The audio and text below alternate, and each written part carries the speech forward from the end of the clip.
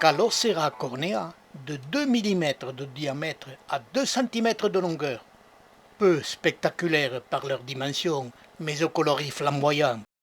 Ils apparaissent sur les souches de bois sectionnées depuis 3 à 4 ans. Dans la majorité des cas, ils se développent sur cette coupe. J'ai observé que leur développement au sol sur les copeaux de tronçonneuses n'apparaissait qu'en période de grande humidité, l'automne. Très colorés malgré leur petite dimension, ils se font remarquer au milieu des autres végétaux. Ils sont aussi peu nombreux au pied des vieilles souches, si ce n'est qu'à ras du sol, et c'est une question d'humidité.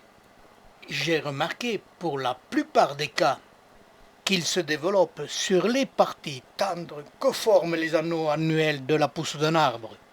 Cette partie tendre étant la pousse de printemps, la partie plus dure étant la pousse d'été, qui se décompose plus lentement et retient moins l'humidité.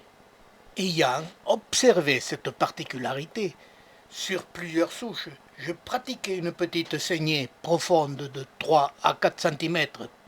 Et le résultat fut le suivant.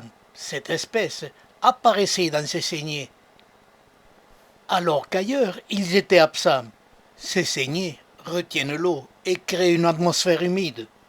Dans ces conditions, ils ont vécu plus de 2 mois et leur dimension n'a jamais dépassé plus de 2 cm de longueur et ont disparu en automne, au moment où ils apparaissaient sur la surface plane des souches.